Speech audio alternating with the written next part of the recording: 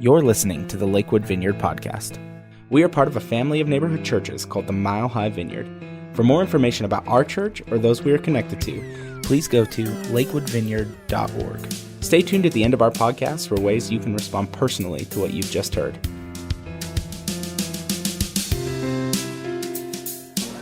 Good morning, Lakewood Vineyard. Good to see you all. I'm Christian. I'm the pastor here, and if you're newer, it's so good to have you come and visit us during this season of Advent. And our series that we're in for Advent this year, we're calling it A Thrill of Hope. And we're borrowing from that line in the famous Christmas carol. And really the theme that we're reflecting on is how to hold on to hope when things can seem hopeless or when things aren't quite going right. They're not going right in our world. Maybe they're not going well in our family, personal issues we have. And the reality is that we can borrow and look all throughout history that this is a theme that for years and years God's people have held on to. And I just want to say before I get into the sermon, I was glad to have somebody grab me and say, hey, what was the total for one-day offering? We did our one-day offering, partnering with Convoy Hope, and I had thrown out, what if we could break 17 grand as a new record for our church? And it appears we did that. We broke the record. So that's awesome. And I'm excited to see, I don't know exact total. I don't know the exact. Oh, and I don't know about our combined Mile High Vineyard. So we'll report back on that all of our Mile High Vineyard churches combined, we will report on that total number. So just wanted to give you an update on that and just celebrate. So the interesting thing we're doing this year is we're working through the Old Testament book of Habakkuk. How many of you have read Habakkuk? That's pretty good. That's pretty good. You know, Habakkuk sits within these minor prophet, this section called the minor prophets, or what I call the flyover books of the Bible. Can anybody relate with this? It's like I read through the story of the Old Testament and I get through it to a certain point, and then I just want to get to the Gospels. You know what I mean? It's like I just want to get to the Gospels, and so it's like either I scan through it or, but I've learned over the last number of years, it's been really helpful. Our Northwest Vineyard pastor, Scott Ingebretson, has a doctorate in Old Testament theology and Old Testament studies. And he's brilliant.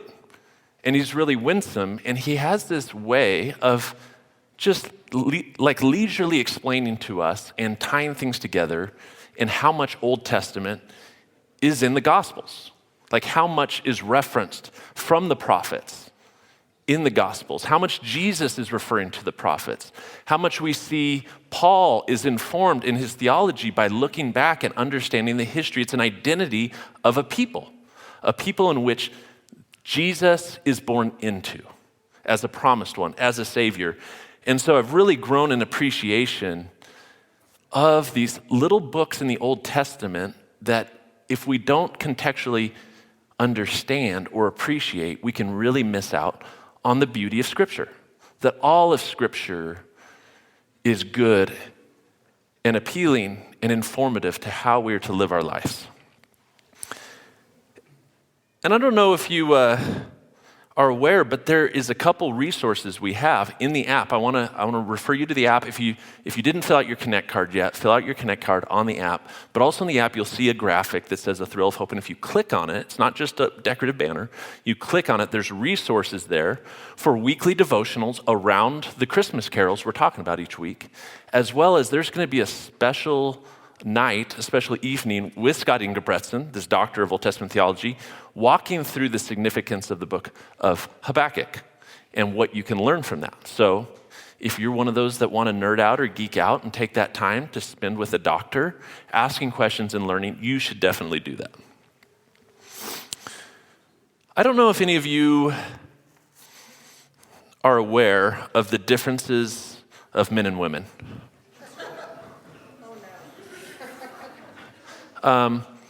I was observing, even when the kids were right here, I was watching the youngest ones, and there was like this distinct difference. There was little Mariah right here, just dialed in. And then there was a couple of them, the same age boys, over here, kind of like,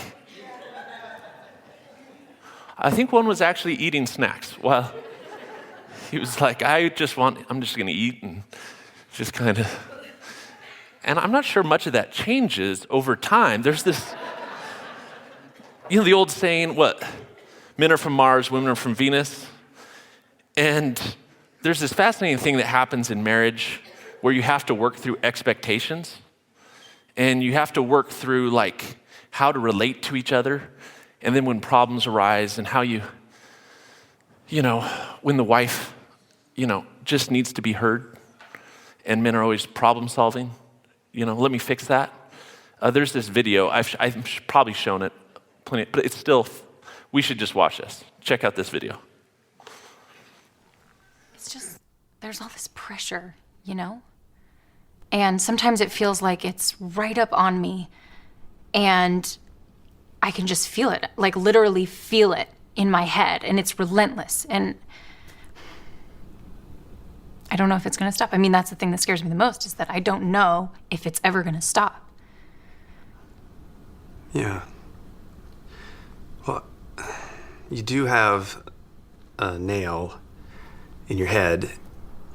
It is not about the nail. Are you sure? Because, I'll bet if we got that out of there... Stop trying to fix it. No, I'm not trying to fix it. I'm just pointing out that maybe the nail is causing... You always do this. You always try to fix things when what I really need is for you to just listen. No, see, I don't think that is what you need. I think what you need is to get the nail See, you're out. not even listening now. Okay, fine. I will listen. Fine. It's just... Sometimes it's like there's this achy...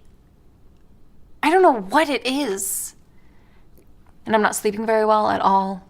And all my sweaters are snagged. All of them.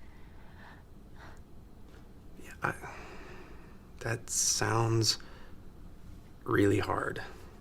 It is. Thank you. Ow! Oh, come on. Ow. If you would just... Don't... Try to see things my way. Do I have... It's not about the nail. So as we look at the book of Habakkuk, we see a prophet in distress, discouraged, frustrated at a broken world. And he's contending with the Lord. And one of the important things to observe is that the way the prophets interact with God is acceptable and actually invited.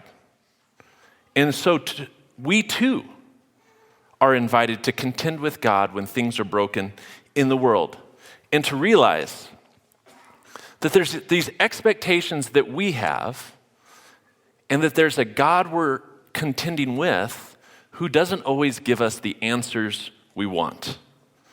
As we review, Michael began this series last week with the first opening part of Habakkuk, where Habakkuk is pleading to the Lord. Why won't you make things right? Why is there so much violence in the world? Why do I feel so helpless? Where are you? How long is it going to be until you respond?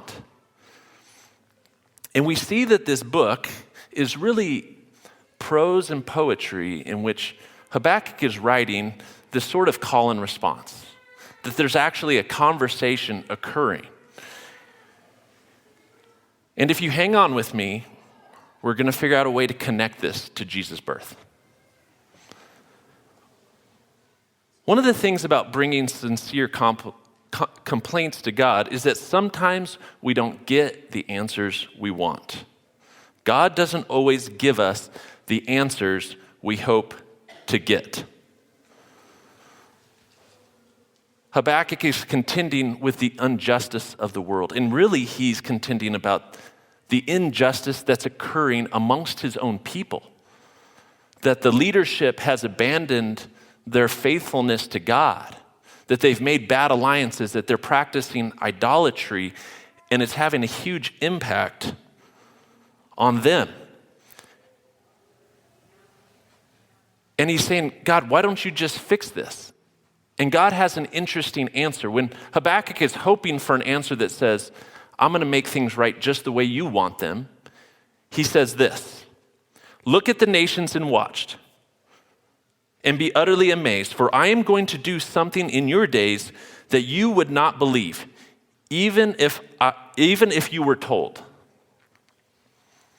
This echoes the words of Isaiah in Isaiah 55. He says, for my thoughts are not your thoughts, neither are your ways my ways, declares the Lord. As the heavens are higher than the earth, so my ways higher than your ways, and my thoughts than your thoughts. Here's the first general rule of thumb. God does things we don't expect. In this setting, he's essentially saying, not only am I going to just not make things easier, right, or that peace instantly comes, but he's going, it's actually going to get worse.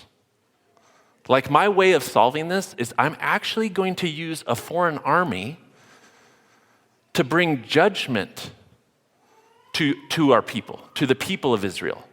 Because of their sin, judgment is brought upon them. He's raising up an enemy.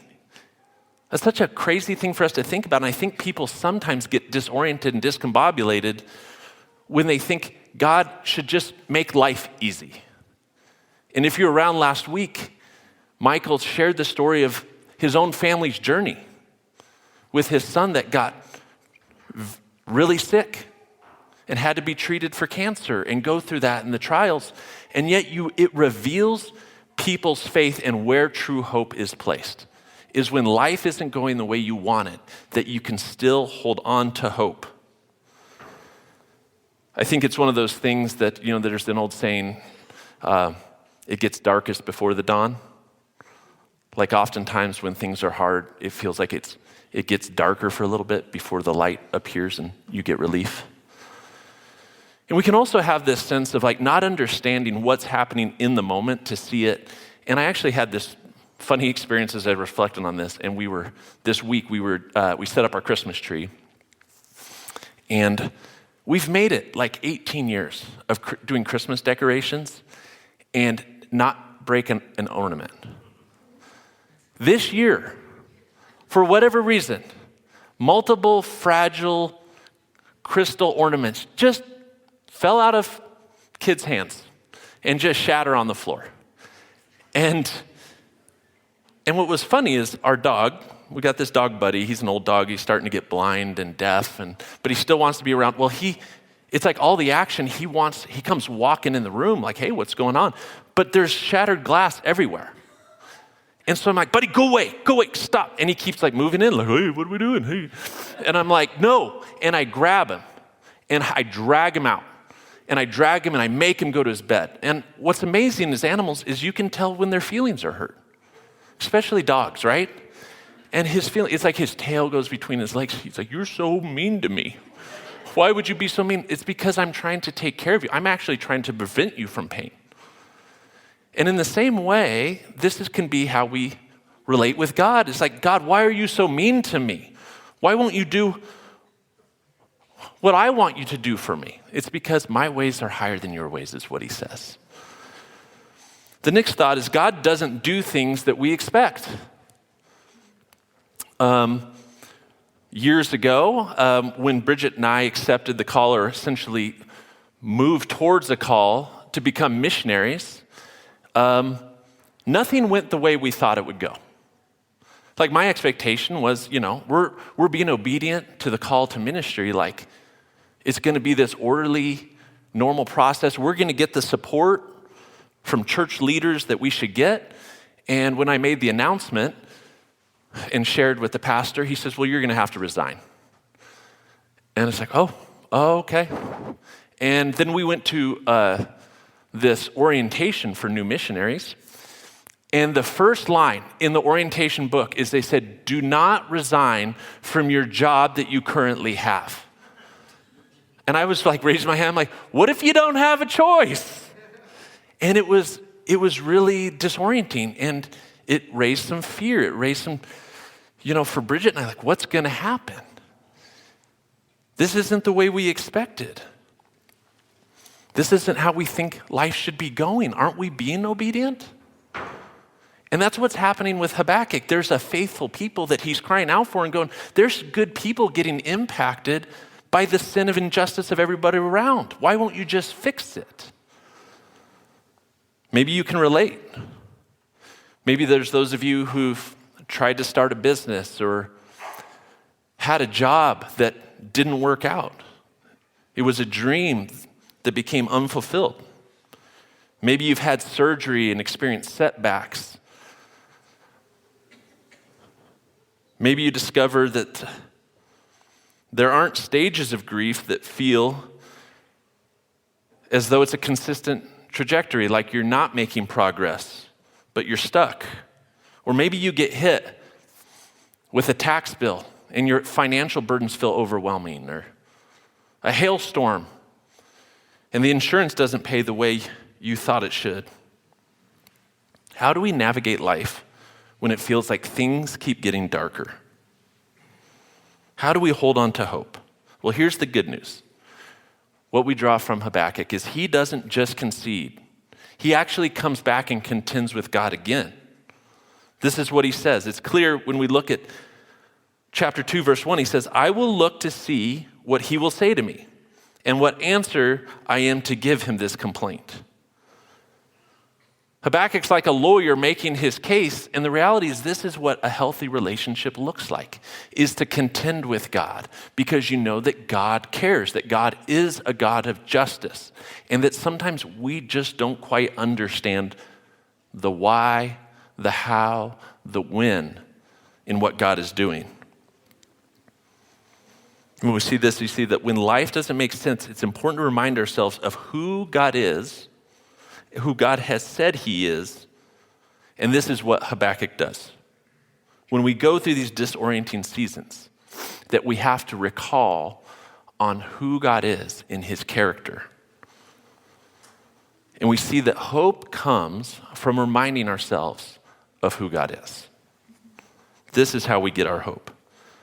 I want to read 12 through 17 of chapter 1. It says this, Lord, are you not from everlasting?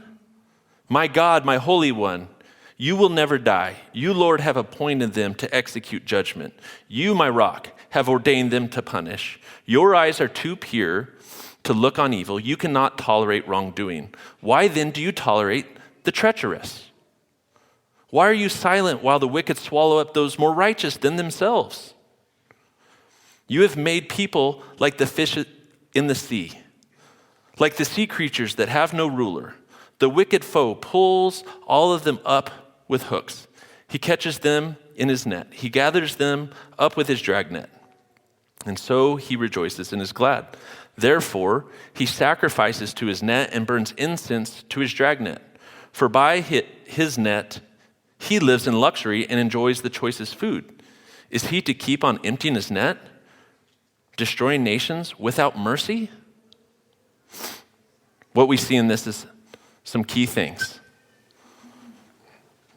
Habakkuk is observing the brokenness of the world, the evil, and how, why do the old saying, why do good things happen to bad people? Why do bad things happen to good people?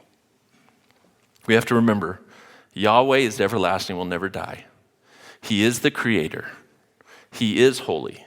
He is too pure to look on evil. And he is Habakkuk's rock, a place of refuge. Habakkuk is effectively reminding himself in the midst of turmoil who God is.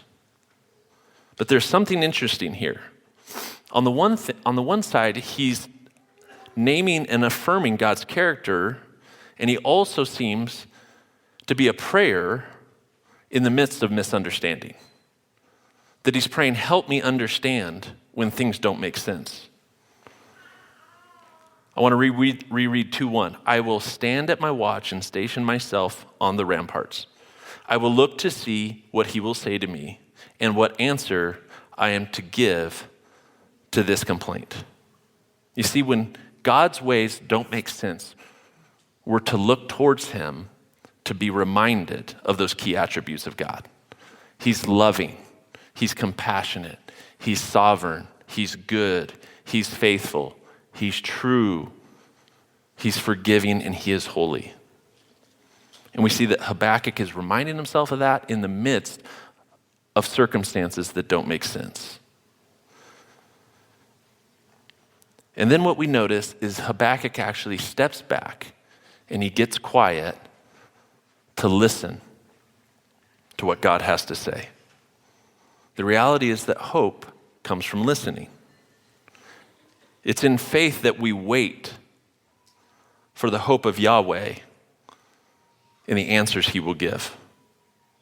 And here's where this ties to the story of Jesus' birth. That thrill of hope that we live for. As we're reminded, for millennia that have been, there's a stream of hope in God's redeeming arc of what he is doing in humanity, that even while things are not resolved, even while brokenness remains in the world, there is a thread of hope that runs through the line of history that is the story of God's redemptive work in Jesus. And to be reminded that Jesus came 2,000 years ago, and yet the world's still broken. That Jesus came to do an eternal salvation, to give us an eternal salvation, to give us eternal resolution that one day we will experience when we are reunited with him in heaven, but we still remain seated in a world where there's brokenness and injustice and war and rulers that are corrupt. And we're reminded of this when we look all the way back. We look all the way back because where this injustice that Habakkuk is contending for, the roots of it go all the way back to Genesis 3. The Genesis 1 and 2 is a description of a perfect world where sin hasn't entered. In Genesis 3, sin enters the world through Adam and Eve. In their failures, an inheritance of brokenness and injustice is what we receive. And the brilliant work of the Old Testament theologians like Scott and authors, they say, when we look to the New Testament, we see something in the promises that Mary receives when the angels appear, that she's redeeming Eve's story and that she will bear a perfect son who will make all things right. That the sin that entered the world through Adam and Eve can be restored through the virgin birth of Mary.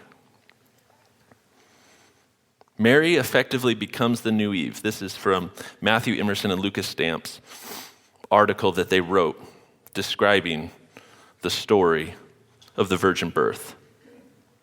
Mary becomes a new Eve, reversing the brokenness of sin and heartache. Mary is an image of faithfulness and fruitfulness. In the favor of God, a carrier of redemption in her faithfulness.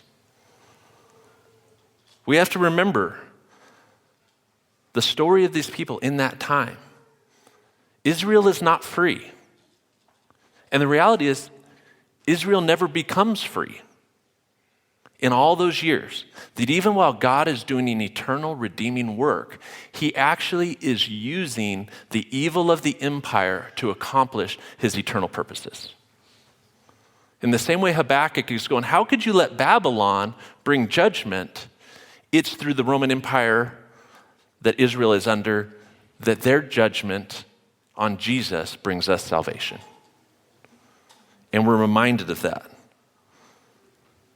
We look at that stream, and there's the scripture in Luke 2:19, and then 51, it says, but Mary treasured up all these things and pondered them in her heart. 51 refers later, it says, then he went down to Nazareth with them and was obedient to them. But his mother treasured all these things in her heart. And Jesus grew in wisdom, stature, and in favor with God and man.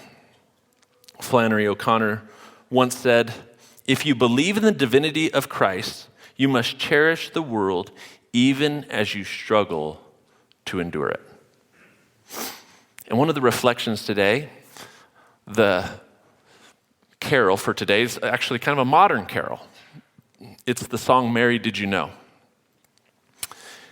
And I'm gonna show that in a minute. We're gonna show a video of it being sung. And what I want you to reflect on is is the words as they're being sung, and I'm sure many of you have heard this plenty of times, but I don't know if any of you have noticed the Facebook posts where they say, to the song, Mary, Did You Know?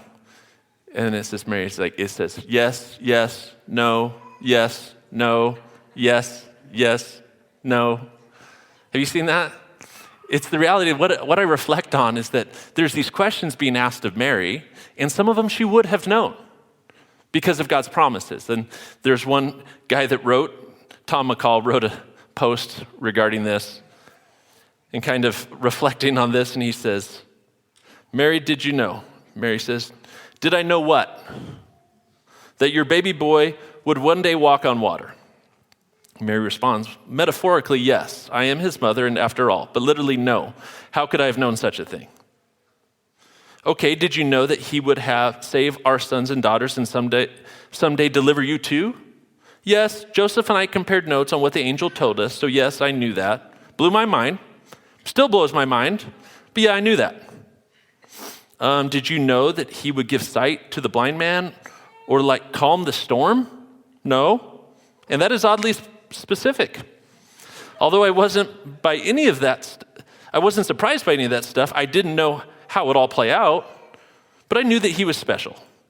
Well, did you know your baby boy walked where angels trod? Well, no, but his humanity isn't eternal anyway. He became human, so strictly speaking, even though the person who was the baby boy walked there, the baby boy didn't walk there. I normally wouldn't point this out, but all these post-Hegelian theologians are out there promoting some weird stuff. I can point you to some good medieval and early modern scholastic theology if you're interested further. Yeah, no, I'll probably pass on reading Aquinas for now. But did you know that he is Lord of all creation and would rule the nations? Mary says, didn't I make clear when I started singing about it? I already pointed out that the covenant God made with Abraham included blessing for the whole world. So yes, and isn't this amazing good news? Did you know that when you kiss your little boy, you're really kissing the face of God? Or that the sleeping child you're holding was the great I am? Well, I know that now, from the very beginning, that he was coming as the fulfillment of God's promises, and that he would be great and do great things. But I wasn't omniscient or anything. Later, I saw him self-identify as Yahweh, and I'm understanding this mystery better. So yes, that is who he is, and that makes me who I am. And Mary says one more thing. It's a sweet little song, and I don't hate it, but not gonna lie, if I could pick out my own walk-up music, I'd probably go for something else like Ave Maria has a really good sound, or maybe even the Magnificat.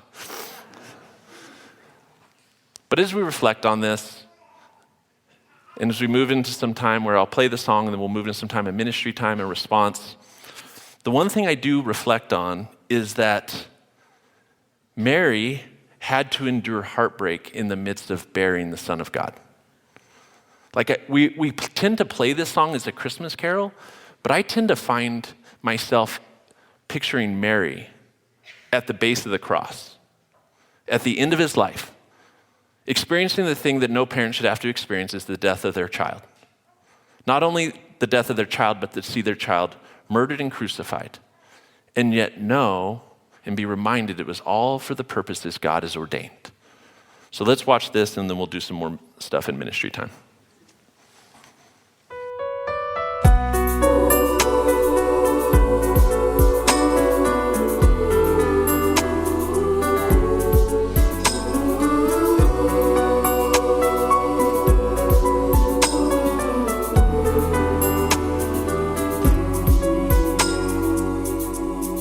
Mary, did you know that your baby boy would one day walk on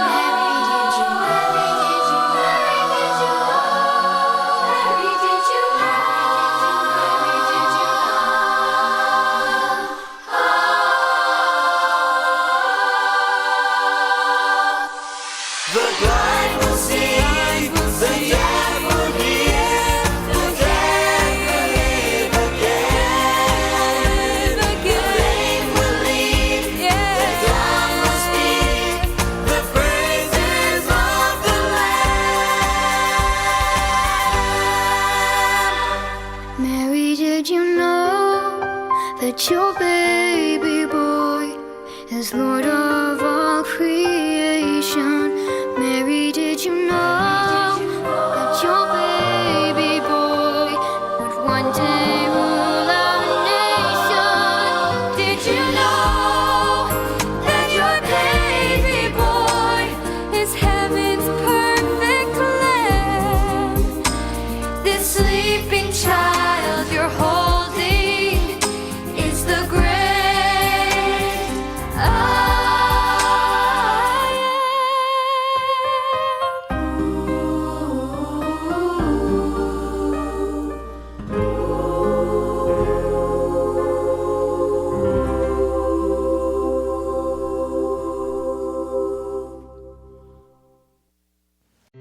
Thanks for listening to the Lakewood Vineyard podcast.